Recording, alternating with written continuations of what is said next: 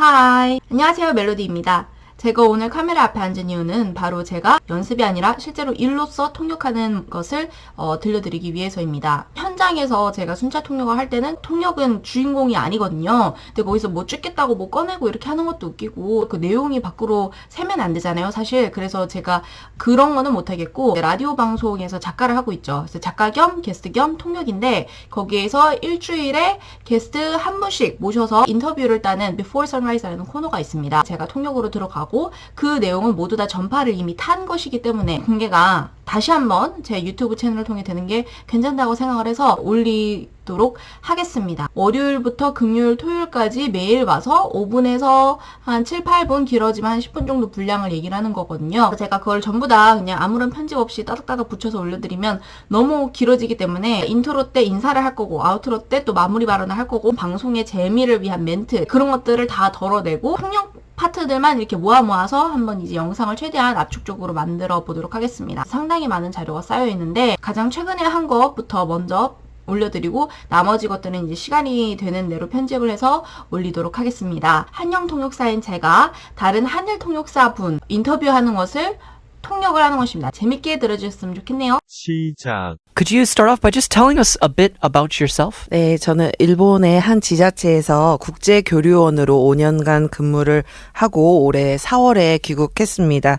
현재는 프리랜서로 일본어 통번역 일과 한국어, 일본어 레슨을 하고 있습니다. So she worked in a international interaction agency of a Japanese government for 5 years and she came back to Korea just this year, April. And right now she's a freelancer, interpreter, and she also teaches Japanese and Korean. Relations between Japan and Korea have not been very good. But I suppose these days, because of maybe the back and forth between Korea and Japan, there's probably a lot of need for interpretation. 꼭 그렇지는 않은데 뭔가 행사라든지가 많이 취소가 됐다고 들었어요. 그래서 굉장히 좀 안타깝지만 이런 때일수록 저희 통역사들의 역할이 굉장히 중요하다고 생각합니다. So this current times does not necessarily mean an increase in demand. It actually means the opposite. A lot of events have been canceled, but she believes that it is times like now when interpreters really should play a crucial role. Why did you want to learn Japanese in the first place?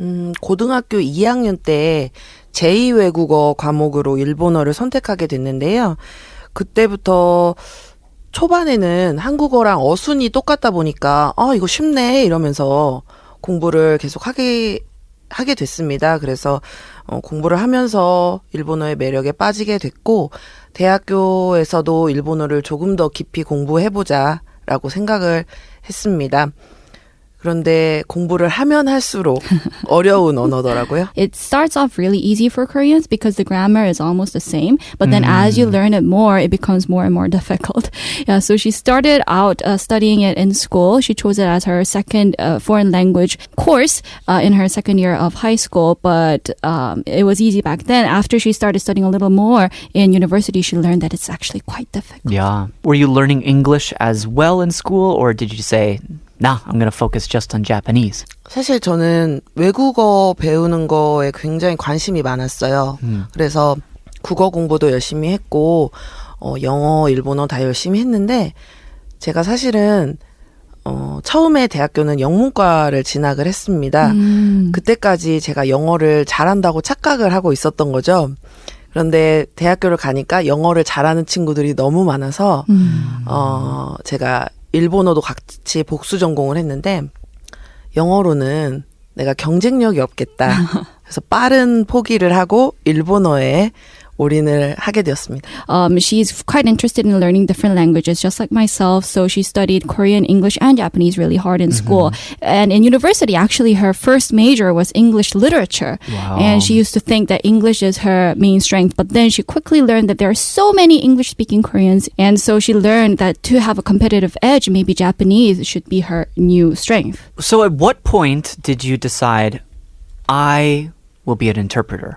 결심을 한 계기는 딱히 없는데 제가 굉장히 사람을 좋아하고 친구들이 많은 편이에요. 성격도 굉장히 밝고 그래서 외국어를 공부하기를 좋아하는 저의 그런 성격과 또 밝은 성격이 이렇게 만나서 잘할 수 있는 일은 뭘까라고 했을 때 통역이란 일이 굉장히 저한테 잘 맞았고 또 자연스럽게 어느샌가 제가 통역을 하고 있더라고요.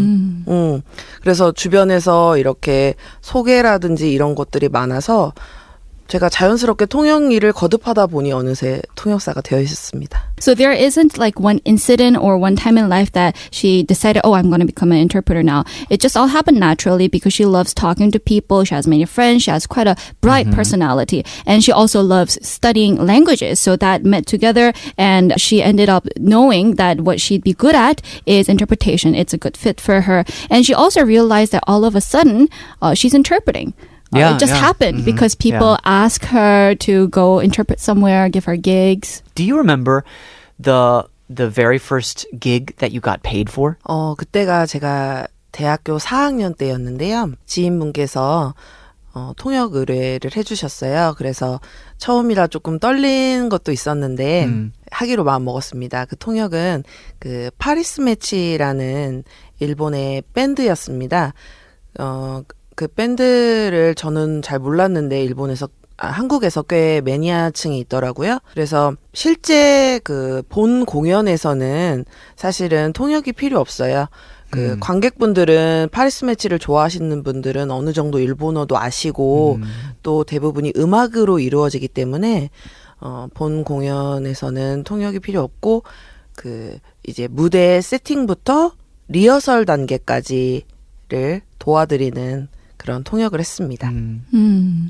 So the first time she got paid for a gig is her last year of university. She knew someone who asked her to interpret for a Japanese band called Paris Match. And it was her first time. She was a little nervous, but it was also exciting for her because although she didn't know this band too well, she found out that Korean fans existed. And so she explains that interpretation is not really required at the concert because most of the audience already understands some Japanese and most of the concert is consisted of music. But during the setup of the stage and also during the rehearsals is when they needed to be helped out, which she did. Did it go as you expected it to go, or did it go badly, or did it go really well? 처음에는 경험이 없어서 내가 이걸 잘 할 수 있을까라는 걱정도 좀 있었는데요. 그렇지만은 첫 번째는 누구에게나 있고 이 긴장감을 내가 극복하지 않으면 두 번째는 나에게 오지 않으니까 한번 잘 해보자라는 마음으로 열심히 해서 성공적으로 잘 했습니다. So to answer your question, Lee, it was a huge success. Good. So she was nervous and a little worried because it was her first time. She had no experience, but she thought to herself, everyone has a first time. And if I don't overcome this worries right now, there will be no second chance. So she worked hard on it. Did you find it was fun? 너무 재밌었고요. 이 통역 일이 나에게 맞는다고 그때부터 생각을 했습니다. It was so much fun that she realized interpretation is for me. Do you remember a specific gig that gave you a really hard time? 제가 그 전 주일 한국 대사님의 강연회 통역을 한 적이 있습니다. 처음에 의뢰를 주셨을 때 감사하기도 했지만 정말 걱정이 됐어요. 왜 그러냐면은 그 대사님이라는 높은 위치에 계신 분의 통역을 한다는 것도 부담스러웠고 그리고 또 대사님이 굉장히 일본어를 잘하시는데 제가 대사님이 한국어를 하시면 제가 일본어로 바로 옆에서 통역을 해야 되는 거라서 정말 이걸 내가 할 수 있을까? 대사님이 사전에 원고를 보내주셨어요. 제가 꼭 원고를 보내달라고 부탁을 드렸거든요. 그래서 이제 그 원고를 바탕으로 통역 준비를 열심히 했습니다. 그런데 강연의 당일날 대사님이 전에 내가 보냈던 원고 없이 하자라고 갑자기 그 당일날 말씀을 하시는 거예요. 그래서 저는 정말 눈앞이 깜깜하고 나 도망갈까? 막 이런 생각까지 했어요. 정말 여기서 사라지고 싶다 이런 생각까지 했는데 그 순간에 저한테 온 위기잖아요, 이게. 네. 하지만 이 위기를 내가 찬스로 만들어야겠다. 내가 이 통역만 잘 끝낸다면 나는 앞으로 어떤 어려운 통역이 들어와도 긴장하지 않고 잘 할 수 있겠다라고 제 스스로 마인드 컨트롤을 했어요. 그래서 굉장히 떨렸지만 또 막상 시작이 되니까 긴장감이 다 사라지고 또 제가 계속 통역을 하고 있더라고요. 그래서 결과적으로 잘 끝났습니다. To tell you the conclusion first, it was a huge success. So the most difficult gig she had to do was for a Korean ambassador to Japan, and it was a lecture given by him. And when she first got this gig, she was a little nervous and worried because an ambassador is of a very high position. And also, the ambassador happened to speak Japanese very fluently. And the ambassador had sent her a script in advance. So she prepared really thoroughly based on that script. But turns out on the day of the lecture, he says, okay, I'm just not going to use the script. And so it was a crisis for her. She was like, oh, what do? I want to run away. I want to vanish. But she thought to herself, if I overcome this crisis and turn this into an opportunity, I will be able to interpret well in the future, no matter how difficult the situation is. And so through that mind control, she was able to get over her nervousness. And when the gig actually started, she didn't feel nervous at all. And she did really well. Do you think sometimes interpretation is more than just studying the language that you're interpreting? Do you feel like sometimes you have to study like all kinds of topics so you just know everything about everything? 항상 느끼고요. 그래서 통역사는 공부하는 직업이라고 생각하고 있습니다. 정말 통역 일을 그만두는 날까지 평생 공부를 해야 하는 직업인 것 같습니다. She totally feels so all the time, and she thinks that interpretation is something that requires a lifelong studying. And until the day she stops interpreting, she will be studying. What motivated you to work outside of Korea, away from your hometown? 네, 제가 Z 프로그램이라는 시험에 합격해서 일본에서 국제교류원으로 일하게 됐는데요. 이 Z 프로그램이라는 거는 제가 영어를 좀 쓰겠습니다. The Japan Exchange and Teaching 프로그램이에요. 그거의 약자예요. Z가 JET라고. 그런데 이거는 일본 정부가 주관하는 외국 청년 유치 사업인데요. 일본의 외국어 교육과 그다음에 외국 청년들이 일본에서 일하면서 외국과 일본의 상호 이해, 교류 이런 거를 통해서 일본을 국제화시키려는 그런 목적이 있는 사업이에요. 그래서 이 시험을 합격을 해서 일본에 가게 됐습니다. So she had to pass a test for the JET program. JET is short for Japan Exchange and Teaching Program, and it is a project run by the Japanese government. And so their main aim is to internationalize Japan by providing more foreign language education and also to create more understanding of different cultures.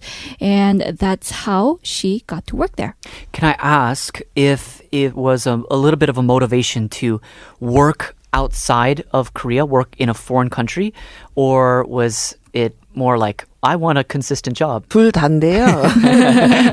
일단은 제가 이 Z 프로그램으로 일본에 가기 전에도 2년 동안 일본에서 유학을 했어요. 그러면서 굉장히 유학 생활이 즐거웠고 어릴 때, 젊을 때 외국에서 좀 더 많은 경험을 해보고 싶다라는 생각이 있었고요. 그리고 이 Z 프로그램이 많은 학생분들께도 추천드리고 싶은 이유가 수입이 괜찮습니다. 안정적인 수입이고요.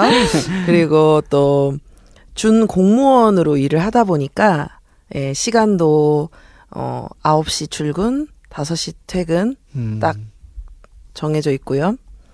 그리고 굉장히 다양한 일을 할 수 있다는 것도 매력이었어요. 제가 국제교류원으로 일하면서 통역, 번역, 그리고 일본인을 대상으로 한 한국어 강좌, 그리고 국제이해교실이라고 해서 일본의 초등학교, 중학교, 고등학교, 대학교까지 방문을 하면서 한국 문화를 알리는 그런 이문화 이해 수업도 했고요. 국제교류 이벤트도 제가 개최를 했습니다. 그래서 그냥 일반 시민들 대상으로 하는 이런 수업도 했고, 그런 수업에서는 뭐가 있었냐면 색종이로 한복 접기라든지 등등 재미있는 수업도 많이 했습니다. Cool. To answer your question, both were her motivations. And actually, even before going to Japan through this program, she had 2 years of experience living and studying in Japan, which she enjoyed a lot. And she thought, hey, I'm still young. I should go and spend more time abroad. And she also says the pay is quite good and it's a stable job. Yeah. Also, because the position is a semi-public officer, the working hours are also very good. It's from 9 to 5.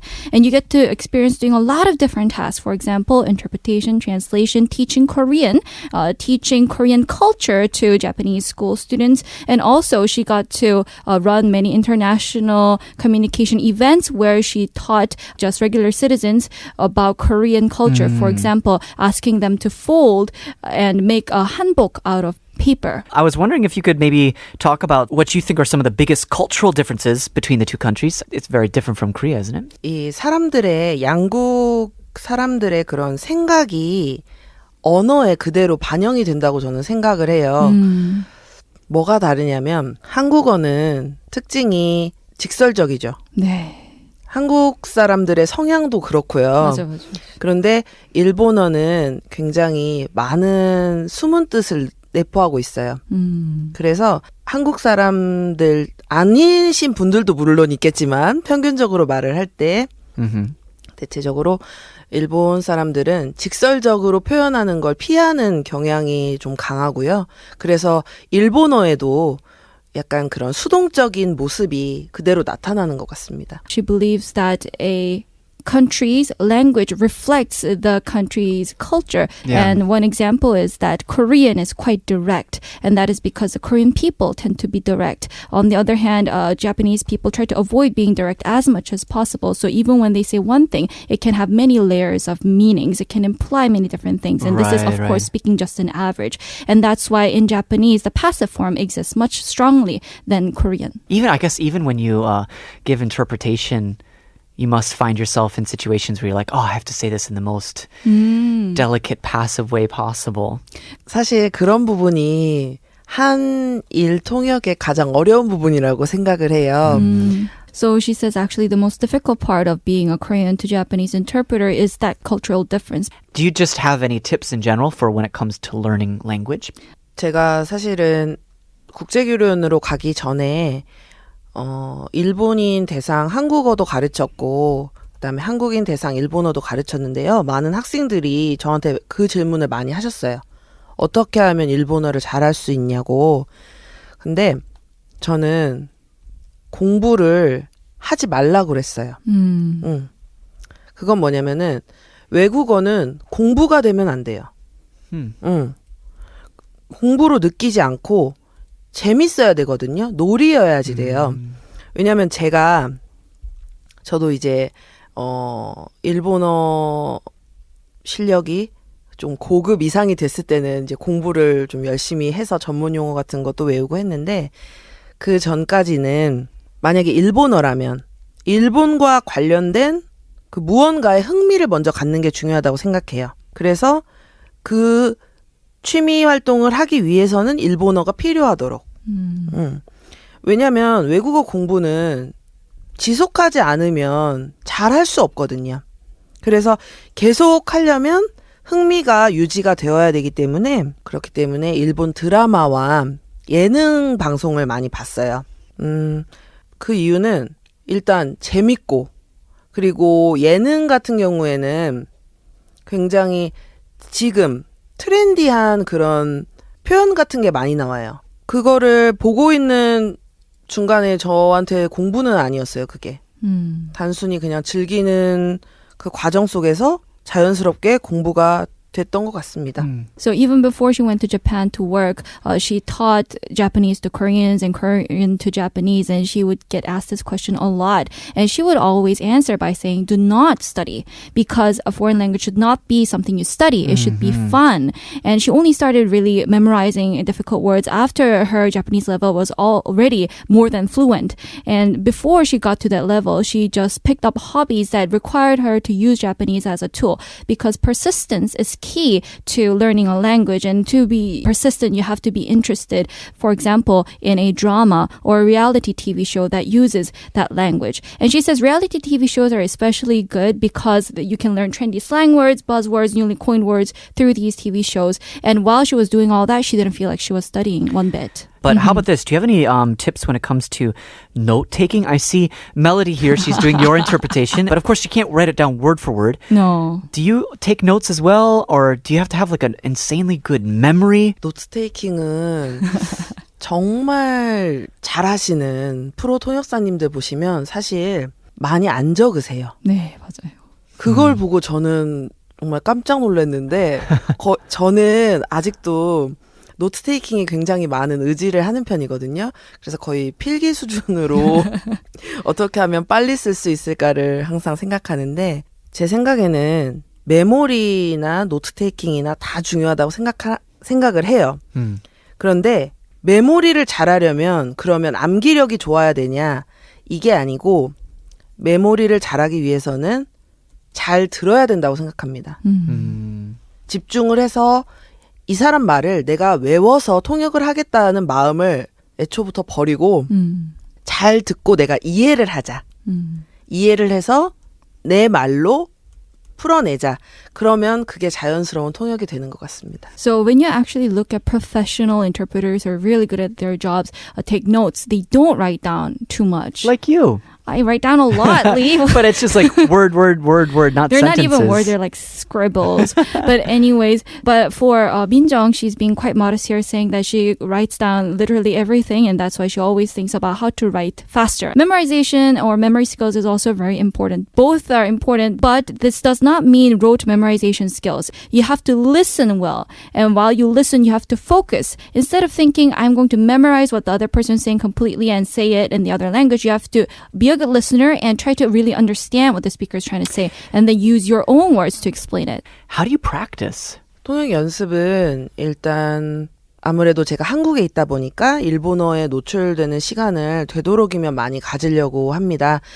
그래서 이동 중에 일본어 라디오를 항상 듣는 편이고 그리고 쉐도잉을 많이 해요. 근데 사람들이 많은 곳에서 중얼중얼하면 이상한 눈으로 쳐다보시기 때문에 예, 집에서 많이 하는 편이고 이동 중에는 사람이 없을 때 중얼중얼하고 있습니다. So she says that you have to expose yourself to the other language as much as possible, especially if you're not in an environment that uses that language. So, for example, when she is on the move, she would listen to the Japanese radio a lot. And also when there's not a lot of people around or when she's alone in the house, she would shadow what the radio host is saying. Do you have a particular dish that you enjoy cooking? 대부분 다 잘하는 것 같아요.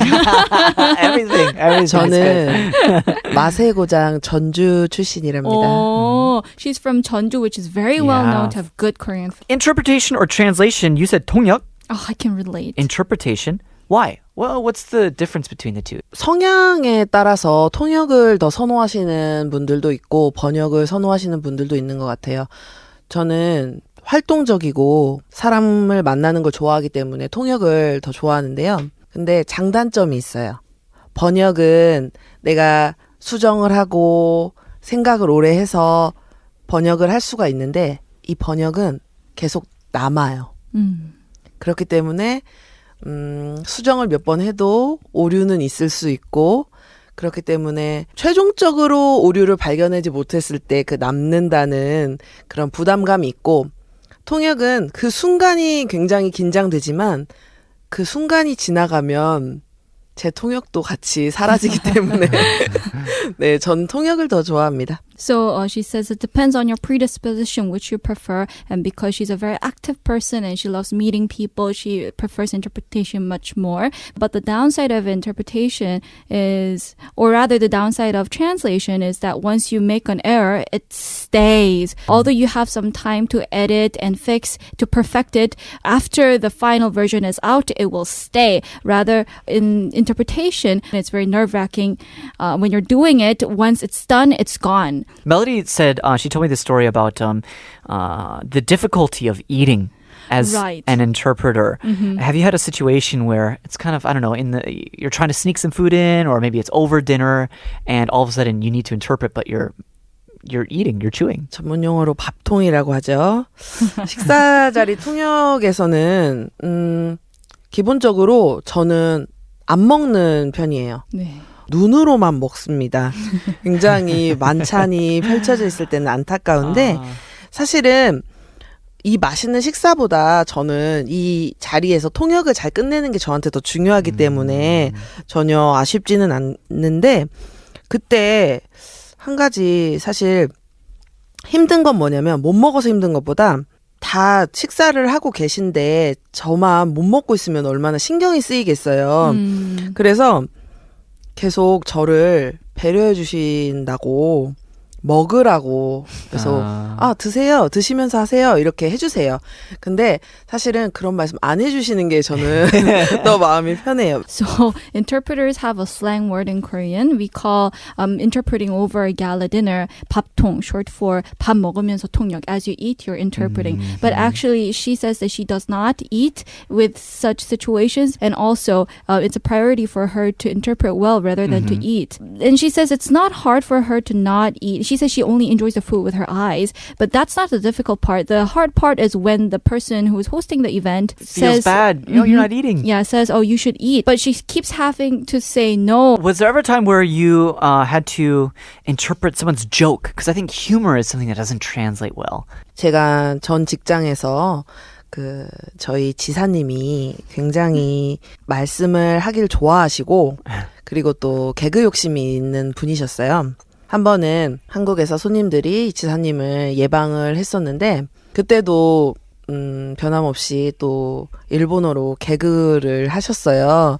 근데 이거를 통역을 하는 순간 이미 재미가 없어지기 때문에 제가 통역을 아예 개그를 하는 걸 포기하고 손님들한테 사실대로 말씀드렸어요. 지금 지사님이 일본어로 굉장히 재밌는 말씀을 하셨으니까 일단 한번 크게 웃으시죠? 이렇게 했더니 손님들이 제 말을 듣고 거기에 웃어주셨던 기억이 있습니다. There was a time when she was interpreting for a Japanese governor and some Korean visitors were coming to see him, and he loves giving jokes and he loves to talk to people. So that day as well, he said a very funny Japanese joke, which isn't so funny once it's translated into Korean. So instead of attempting to even translate, she said, the governor has just said something very funny, so please laugh. And they did.